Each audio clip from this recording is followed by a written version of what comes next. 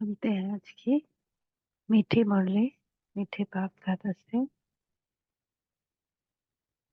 बाबा कह रहे हैं, मीठे बच्चे मुख्य है याद की यात्रा। याद से ही आयु बढ़ेगी, विकर्म विनाश होंगे। याद में रहने वालों की अवस्था बोलचाल बहुत फर्स्ट क्लास होगी।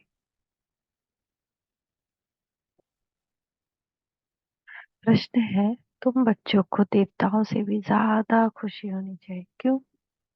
उत्तर, क्योंकि तुमको अभी बहुत बड़ी लॉटरी मिली है। भगवान तुम्हें पढ़ाते हैं। सतयुग में देवता देवताएं पढ़ाएंगे, यहाँ मनुष्य मनुष्य को पढ़ाते हैं। देवता देवताओं को पढ़ाएंगे, यहाँ मनुष्य मनुष्य को पढ़ाते हैं।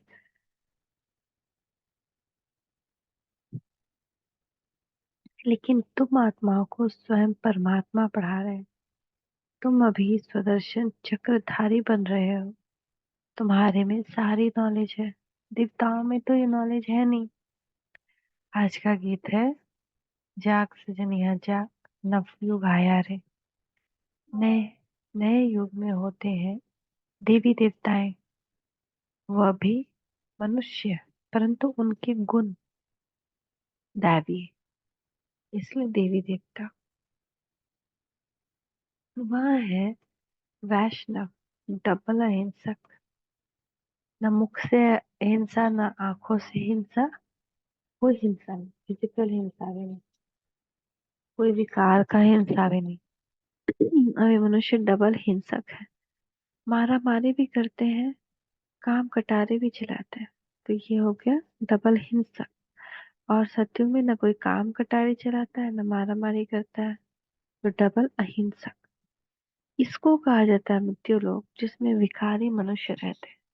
उसको कहा जाता है देवलोक, जिसमें देवी देवता रहते हैं। वह डबल अहिंसक थे। उन्हों का भी राज्य था। कल्प की आयु लाखों वर्ष की होती तो कोई बात का ख्याल भी नहीं आता। आजकल कल्प की आयु कम करते जाते हैं। कोई 7,000 वर्ष कहते हैं, कोई 10,000। यह भी बच्चे जानते हैं कि बाप है ऊंच ऊंचा भगवान, और हम उनके बच्चे रहते हैं शांति धाम में। हम पंडे हैं, रास्ता बताने वाले। इस यात्रा का कोई वर्णन है नहीं, कहीं किसी शास्त्र में इस यात्रा का कोई वर्णन नहीं।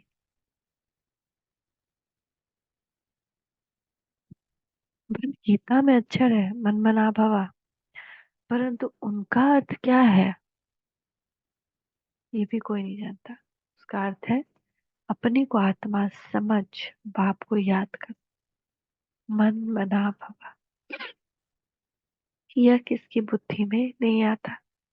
जब बाप आकर समझाए तब किसकी बुद्धि में है। क्या अर्थ है मन मना भव का? अपने को आत्मा समझ, मुझ बाप को याद करो। इस समय तुम मनुष्य से देवता बनते हो। मनुष्य यहाँ है, देवता सत्युग में होते हैं। बरोबर तुम अभी मनुष्य से देवता बनते हो। तुम्हारी यह ईश्वरीय मिशन है। निराकार परमात्मा को कोई मनुष्य तो समझ ना सके। निराकार का हाथ पाँव कहाँ से आया? श्री कृष्ण का हाथ पाँव सब कुछ है। भक्ति मार्ग के कितने शास्त्र बनाए हैं। अब तुम बच्चों के पास चित्र आदि तो बहुत है। चित्र से याद आती है कि इस चित्र पर यह समझाएं। और भी बहुत चित्र बनते जाएंगे। एकदम ऊपर आत्माओं को आपका भी दिखाना है। आत्माएं ही आत्माएं दिखाई देंगी। फिर सूक्ष्म वतन उनके नीचे मनुष्य लोग भी बनाएंगे। मनुष्य कैसे पिछाड़ी में आकर फिर ऊपर चढ़ते हैं यह दिखाएंगे। तो दिन प्रतिदिन नई इन्वेंशन निकलती जाएगी। अब जितने चित्र है उतनी सर्विस भी करनी है। फिर ऐसे ऐसे चित्र बनेंगे जिससे मनुष्य जल्दी समझ जाएंगे। झाड़ बहुत जल्दी बढ़ता जाएगा। कल पहले ने कल क्या बाबा बोले कि ड्रामा जो है जू मिसल जाता है। ये ना भी बाबा क्या बोल रहे हैं, कि ऐसे ऐसे चित्र बनेंगे जिससे मनुष्य जल्दी समझ जाएंगे। झाड़ बहुत जल्दी बढ़ता जाएगा। यानी कि सतयुग से कलयुग तक ड्रामा जो मिसल चलता है बहुत धीरे धीरे धीरे धीरे। लेकिन कलयुग के बाद जब संगम आता है तो संगम से जो सत्य का समय, उसमें झाड़ जो बढ़ना है, यानी सैपलिंग जो लगनी है, जिनको जिनको एक ज्ञान लेना है, वो ब्राह्मणों का झाड़ जो है वो बहुत जल्दी जल्दी बढ़ जाएगा। कल पहले जिसने जो पद पाया होगा, जो रिजल्ट निकली होगी वही निकलेगी। ऐसे नहीं कि पिछाड़ी में आने वाले माला के दाने नहीं बन सकते, वह भी बनेगी। नौदा भक्ति कर वाले रात दिन भक्ति में लगे रहते हैं, तब उनको साक्षात्कार होता है। यहाँ भी ऐसे निकलेंगे, रात दिन मेहनत कर पतित से पावन बनेंगे, है ना। नौदा भक्ति जब करते हैं तो बहुत सारा साक्षात्कार होता है। बाबा कह रहे हैं यहाँ पे भी जो बहुत योग और सेवा ये सब करेगा उनको भी साक्षात्कार होता है। चांद सबको है, ऐसे नहीं पिछाड़ी में कोई रह जाए। ड्रामा ही ऐसा बना हुआ है जो कोई रह नहीं सकता। सब तरफ पैगाम देना शास्त्रों में है। एक तरफ एक रह गया तो लाना दिया, ये चित्र अखबार आदि में भी पढ़ेंगे। तुमको निमंत्रण मिलते रहेंगे, सबको मालूम पड़ेगा कि बाप आया है। जब पूरा निश्चय होगा तो दौड़ेंगे। कैसा दृश्य होगा, भगवान आए और सब आपकी तरफ दौड़ रहे हैं कि हमको भी एक बार झलक दिखा दो, एक बार उनसे मिला दो। नामाचार निकलता ही रहेगा। सतयुग, नवयुग सतयुग को कहा जाता है। नवयुग अखबार भी निकलती है। कहते हैं न्यू दिल्ली, परंतु न्यू दिल्ली में ये पुराना किला खिचड़ा दिए हो न सके। न्यू दिल्ली नाम तो पड़ा, पर न्यू दिल्ली एक्चुअल में कब होगा? सतयुग में। अभी तो न्यू दिल्ली है नहीं, तो ओल्ड ही दिल्ली है, बस नाम रख दिया न्यू। अभी तो हर चीज टेढ़ी बाकी हो गई है।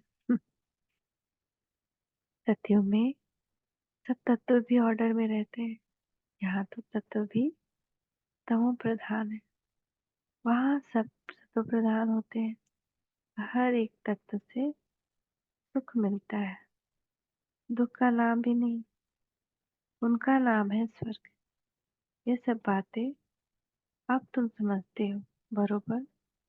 अभी हम तमो प्रधान बन गए हैं।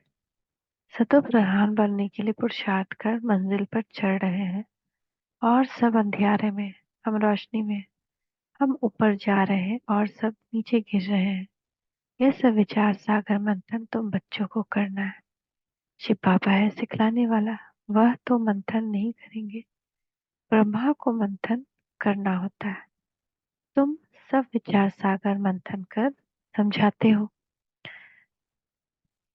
कोई का तो मंथन बिल्कुल नहीं चलता, पुरानी दुनिया ही याद पड़ती है ना, बार बार। कभी कभी पुरानी दुनिया ही याद पड़ेगी ना, ये वो ये। मंथन नहीं चलेगा कि आज बाबा मुरली में क्या बोला। बाबा कहते हैं पुरानी दुनिया को एकदम भूल जाओ। परंतु बाबा जानते हैं नंबरवार पुरुषार्थ अनुसार राजधानी स्थापन हो रही है। नंबरवार पुरुषार्थ अनुसार राजधानी स्थापन हो रही है। इसी में गुह्यता ये है, ये सब एक जैसे तो नहीं होंगे, एक राजधानी बन रही है तो कोई प्रजा होगा कोई राजा होगा। बाप कहते हैं मैं आकर राजधानी स्थापन कर बाकी को सबको वापस ले जाता हूँ। जैसे मम्मा भी जब यज्ञ में थी और इतने बच्चों की संभाल करती थी, कोई अच्छा पुरुषार्थ करता था कोई नहीं, कोई गफलत करता था कोई बहुत लगा हुआ रहता था। तो कभी किसी के बारे में कोई बोलता था मम्मा को, मम्मा देखो तो ये तो कुछ भी नहीं करता है, तो मम्मा सीधे एकदम जनरल जवाब देती थी राजधानी स्थापित हो रही है, बस। साक्षी दृष्टा। लेकिन कर्तव्य, हाँ समझाना जितना है, मालिक बन के समझाया, माँ बन के समझाया, बट फिर साक्षी दृष्टा। और फिर कभी कोई आत्मा बहुत पुरुषार्थ कर रही है तो मम्मा पापा दोनों उसकी सेवा में लग जाते थे, दोनों उनका सेवा करते थे। तो सब पूछते थे मम्मा आप इसकी ही इतनी सेवा क्यों करते हो, इतना ख्याल रखते हो? तो मम्मा बोलती थी जाके उसी से पूछो कि वो क्या पुरुषार्थ कर रही है। तो जब उससे पूछा जाता था तो कहती थी मेरा पुरुषार्थ अभी है एक शिव बाबा, दूसरा ना कोई। इसलिए जब वो बीमार पड़ते थे कुछ भी तो एक्स्ट्रा सेवा, एक्स्ट्रा प्यार बाबा का उसको मिलता था। बाप कहते हैं मैं आकर राजधानी स्थापन कर बाकी सबको वापस ले जाता। वह लोग तो सिर्फ अपना अपना धर्म स्थापन करते हैं। उनके पिछाड़ी उनके धर्म के आते रहते हैं, उनकी क्या महिमा करेंगे, महिमा तो तुम्हारी है। आदि सनातन देवी देवता धर्म को ही हीरो हीरोइन कहा जाता है। हीरो, हीरा, हीरे जैसा जन्म और कौड़ी जैसा जन्म तुम्हारे लिए गाया। सारी महिमा तुम्हारी है। हमारे लिए हम ही देवी देवता है यानी हीरो हीरोइन। हीरे जैसा हमारा जन्म है ना संगम में, और कौड़ी जैसा जन्म भी हमारे ही होता है। एकदम गिर जाते हैं, एकदम दुख में। क्यों हमको इतना दुख लगता है? क्योंकि हम लोगों ने इतना सुख देखा है ना। मान लो बहुत राजा महाराजा के महल में कोई पला हो, तो उसको रोड का एक छोटा सा कना भी बड़ा कंकर के समान लगेगा, हो सकता है पैर से उसके खून भी निकलने लगे, इतनी कोमलता। तो ऐसे हमारा मन बहुत कोमल है, वो तुरंत किसी बात का चोट क्यों लगता है? क्योंकि हम बहुत चोटी पे थे, बहुत सुख भोगे, बहुत पापा ने एकदम सुख की दुनिया ऐसी हमें गोदी में रखा हमें, कि जब हम ऐसी दुख की दुनिया में आते तो कब, और वो भी कब, लास्ट में। अभी लास्ट में ही ना ऐसा सिचुएशन हुआ, नहीं तो शुरुआत की जिंदगी में तो ना हमेशा दुख था। कितना सुख भोगे इस जिंदगी में भी।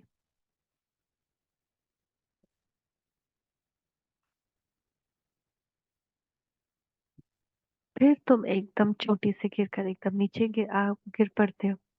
तो इस समय तुम बच्चों को देवताओं से भी ज्यादा खुशी होनी चाहिए। कितना सुंदर घर में जन्म हुआ, नहीं कितना बड़ा खेत खलिहान बंगला, बचपन इतना सुंदर से बीता आप लोग सबका। तो सोचिए कि कोई दिक्कत नहीं, खाना पीना नौकर चाकर सब कुछ था।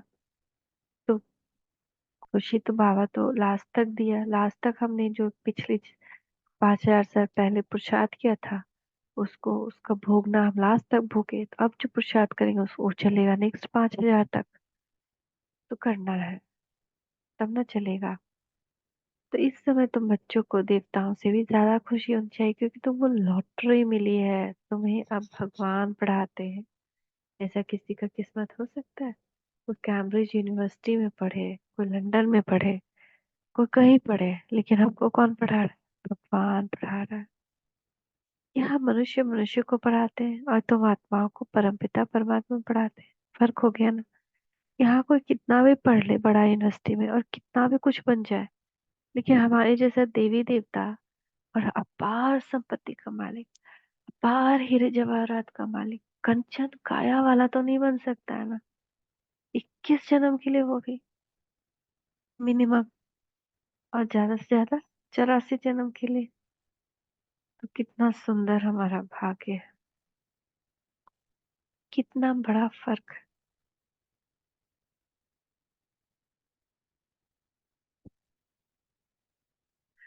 तुम ब्राह्मणों ने राम राज्य और रावण राज्य को भी समझा।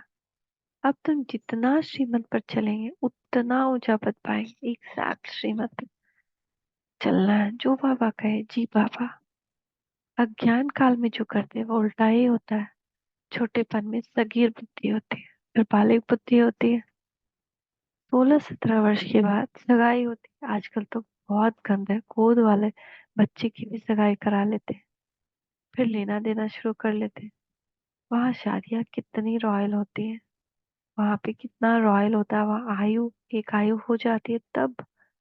और सब कहता है कि ये प्रथा अनंत काल से चली आई। नहीं, लालच से ये प्रथा स्टार्ट हुई। वहां की शादी बहुत रॉयल होती है। लक्ष्मी नारायण जब बड़े होते हैं 17 साल के, तब जो है लक्ष्मी नारायण की शादी होती है और नारायण गद्दी संभालते हैं। तुमने सब साक्षात्कार किया है, जितना आगे बढ़ते जाएंगे तो तुम सब साक्षात्कार करेंगे। अच्छे फर्स्ट क्लास योगी बच्चों की आयु बढ़ती जाएगी। जितना योग करेंगे ना उतना आयु बढ़ता जाएगा। बाप कहते हैं योग से अपनी आयु बढ़ाओ, योग करें। अभी 9 से 5 योग चलता है कंटिन्यूअस। ये वरदानी मास है। बाबा कहते हैं इसमें जो पुरुषार्थ करता है, जो प्रारब्ध, उसकी प्रारब्ध कई गुना है। क्योंकि इसी 18 जनवरी को बाप दादा व्यक्त हुए थे। तो बाप दादा की याद में शिव बाबा ने इस मास को वरदान दे दिया है कि इस मास में जो पुरुषार्थ करेगा, जितना करेगा, बहुत कई कई गुना ज्यादा पाएगा और उसको सफलता मिलेगी ही मिलेगी। योग एकदम सहज होगा। इसलिए इसमें योग तो बिल्कुल छोड़ना ही नहीं है।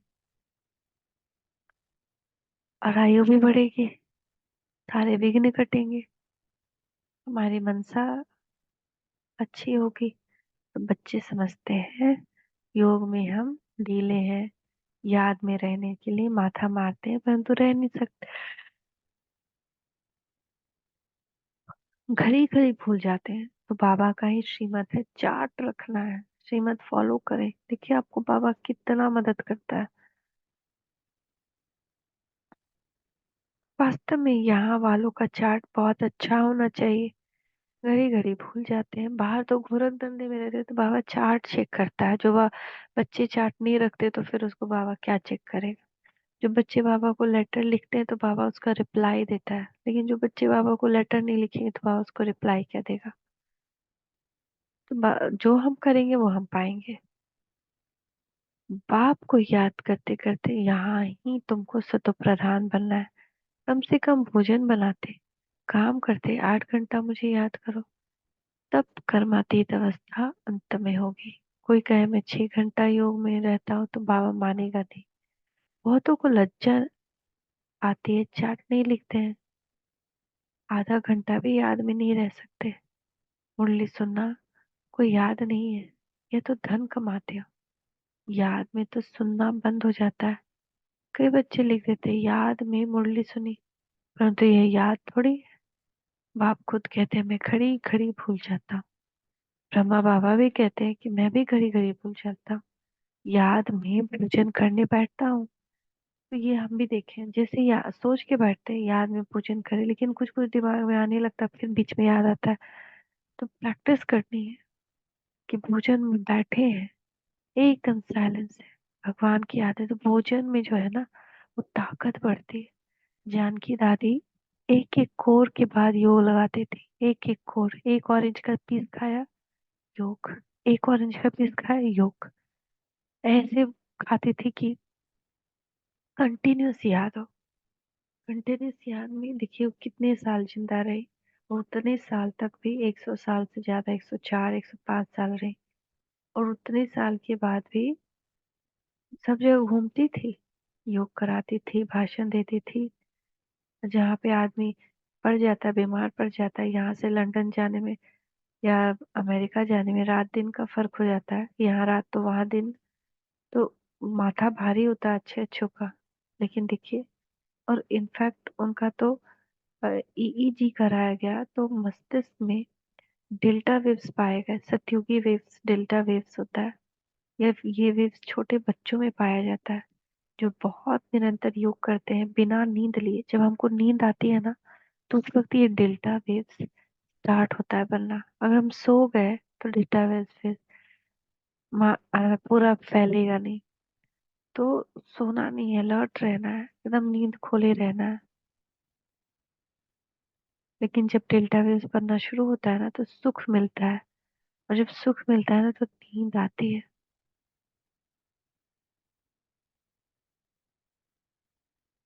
याद में भोजन करने बैठता हूँ, बाबा आप तो अभोक्ता हो, ये कैसे कहूँ बाबा, आप भी खाते हो हम भी खाते।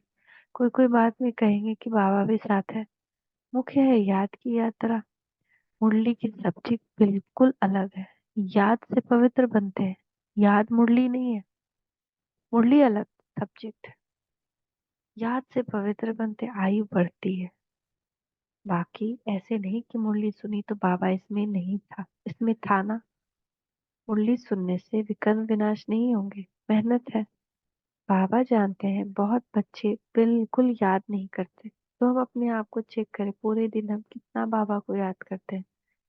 याद में रहने वाले की अवस्था, बोल चाल बिल्कुल अलग रहेगा। तो प्रधान हो जाएगा ना, आत्मिक स्वरूप हो जाएगा ना, तो आत्मा देखेगा सबको। जब आत्मा देखेगा तो मन में किसी के लिए कुछ भी नहीं रहेगा। याद से ही सतो प्रधान बनेंगे।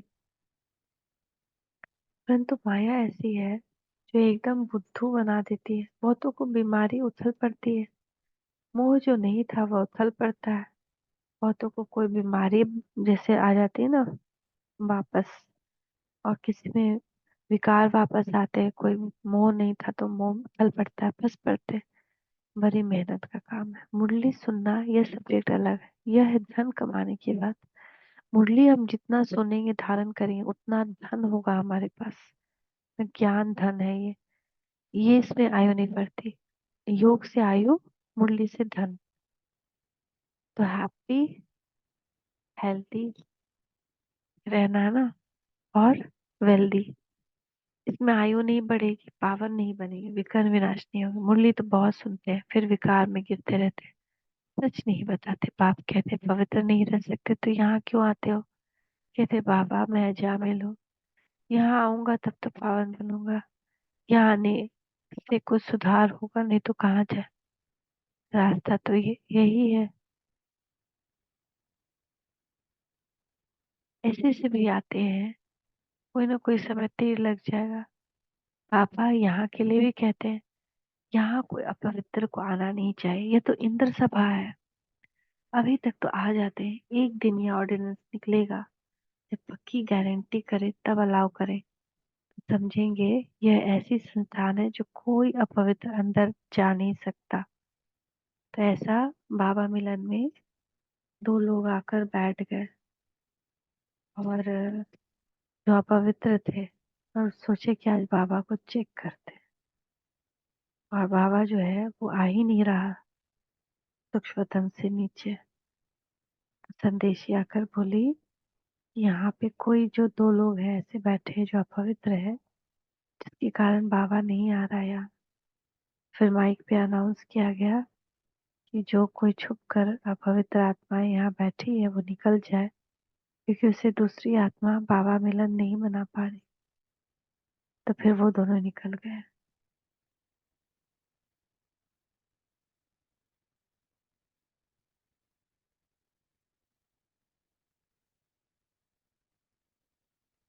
तो बाबा इसलिए कह रहे हैं कि एक दिन ऐसा आएगा जो समझेंगे इसके अंदर अपवित्र नहीं आ सकते। तुम बच्चे समझते हो किसकी सभा है। हम भगवान ईश्वर सोमनाथ बबुलनाथ के पास बैठे, वही पावन बनाने वाला है। अभी आखिरी में बहुत आ जाएंगे तो फिर कोई हंगामा आदि कर न सके। इस धर्म के जो होंगे वह निकल आएंगे। आज माझी भी है हिंदू, सिर्फ मठ पंथ अलग कर दिया है। देवताएं होते हैं सतयुग में। यहाँ सब हिंदू हैं। वास्तव में हिंदू धर्म नहीं है ही नहीं। ये हिंदुस्तान तो देश का नाम है। तुम बच्चों को उठते बैठते चलते फिरते चक्रधारी बनना है। स्टूडेंट की पढ़ाई याद रहेगी ना, सारा चक्र बुद्धि में चाहिए। देवताओं और तुम्हारे में थोड़ा फर्क रहा है। पक्के सुदर्शन चक्रधारी बन जाएंगे तो फिर विष्णु के कुल के बन जाएंगे। तो सुदर्शन चक्रधारी भी कितना बनना है, पक्के सुदर्शन चक्रधारी बन जाएंगे तो हम विष्णु कुल के बन जाएंगे। तुम समझते हो हम ये बन रहे हैं। वह देवताएं फाइनल है। तुम फाइनल तब होंगे जब कर्मातीत अवस्था होगी। तो कर्मातीत अवस्था कैसे बनती है, जब ये विदेही अवस्था समाप्त होगी तो पढ़ेंगे। तो विदेही अवस्था से, विदेही जैसे कि कर्मातीत का अगर 3 पैर है तो विदेही उसका 1 पैर है। विदेही बनना तो शिव बाबा तुमको सुदर्शन चक्रधारी बनाते हैं, उसमें नॉलेज है ना।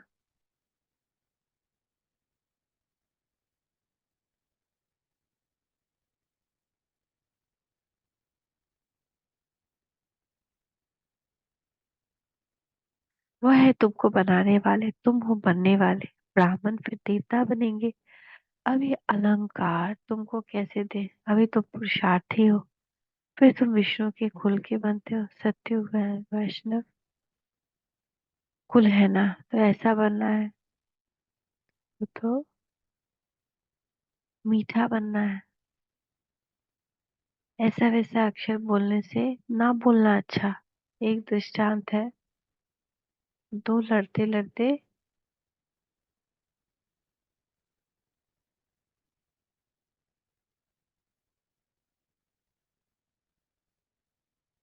एक दृष्टांत है। दो लड़ते थे। सन्यासी ने कहा, मुख में मुलहरा डाल लो, अभी कभी निकाला नहीं, रिस्पॉन्ड मिल न सके। पांच विकारों को जीतना कोई मासी का घर नहीं है। कोई तो अपना अनुभव ही बताते, हमारे यहाँ बहुत क्रोध था, अब बहुत कम हो गया, बहुत मीठा बनना है। पर तुम इन देवताओं से भी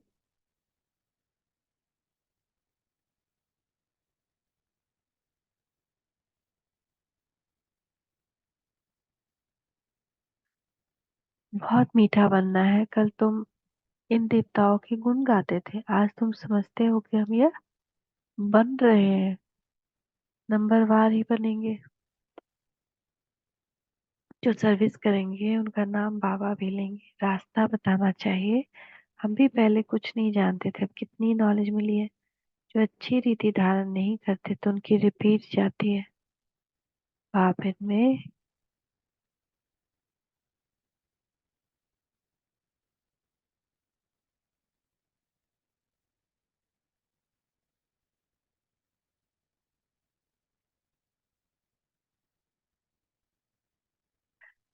अब कितनी नॉलेज मिली है। जो अच्छी रीति धारण नहीं करते तो उनकी रिपोर्ट आती है, बाबा इनमें तो बहुत क्रोध है। बाबा जानते हैं रूहानी सर्विस नहीं कर सकते, तो फिर स्थूल सर्विस बाबा की याद में रह सर्विस करो तो अहो भाग्य। एक दो को याद दिलाते रहो, याद से बहुत बल मिलेगा। याद करने वालों को फिर चार्ट रखना है। चार्ट से मालूम पड़ता है। एक एक को बाबा फिर सावधान करते रहते हैं। विश्व शांति की सौगात बहुत मांगते हैं, पर बहुत मांग।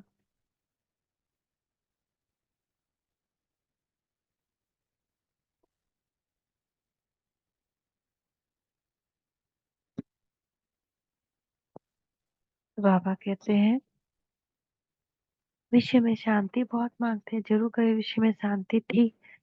सत्य में शांति की कोई बात नहीं। स्वीट बाप स्वीट बच्चे सारे विश्व को स्वीट बनाते हैं। अब स्वीट कहाँ है? मौत ही मौत लगा पड़ा है। ये खेल अनेक बार होता है, होता ही रहेगा, इंड हो नहीं सकती। चक्र फिरता रहता है।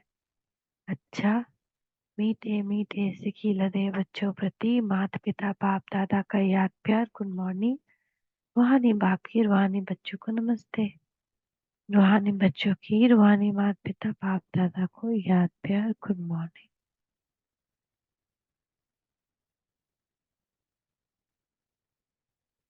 हम रूहानी बच्चों की भी रूहानी माता पिता बाप दादा को याद प्यार गुड मॉर्निंग, नमस्ते बाबा नमस्ते। शुक्रिया बाबा शुक्रिया। धारणा के लिए मुख्य सार। विकर्म विनाश करने व आयु बढ़ाने के लिए याद की यात्रा में जरूर रहना। याद से ही पावन बनेंगे, इसीलिए कम से कम 8 घंटा याद का चाट बनाना है। देवताओं समान मीठा बनना है, ऐसा शब्द।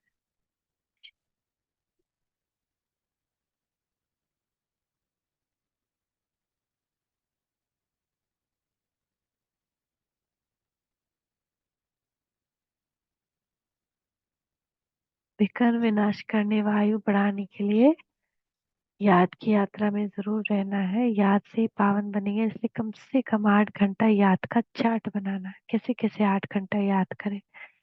देवताओं समान मीठा बनना है, ऐसा वैसा कोई शब्द बोलने के बजाय ना बोलना अच्छा है।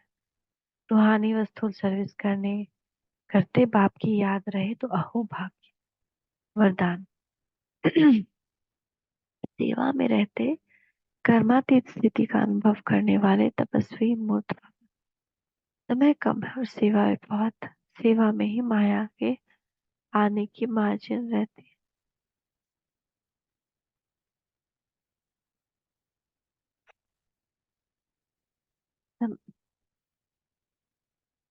सेवा में ही स्वभाव संबंध का विस्तार होता है, स्वार्थ भी समा होता है। उसमें थोड़ा सा बैलेंस कम हुआ तो माया नया नया रूप धारण कर आएगी, इसीलिए सेवा और स्वस्थिति की बैलेंस का अभ्यास करो, मालिक हो। कर्मेंद्रिय रूपी कर्मचारी से सेवा लो, मन में बस एक भाव, दूसरा न कोई। यह स्मृति इमर्ज हो तब कहेंगे कर्मातीत स्थिति के अनुभवी तपस्वी मूर्त।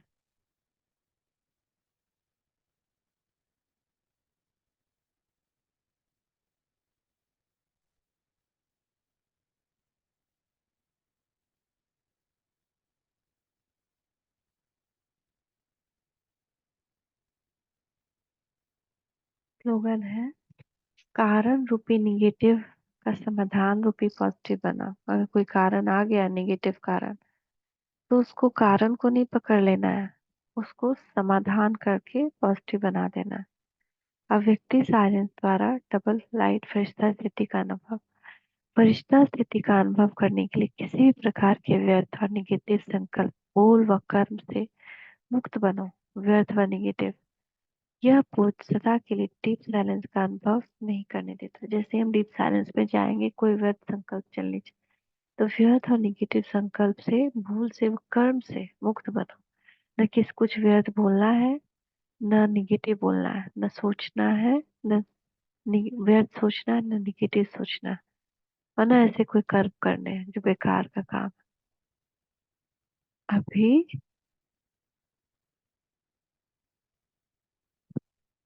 अव्यर्थ की बोझ से तथा हल्का बन, डबल लाइट फरिश्ता बन।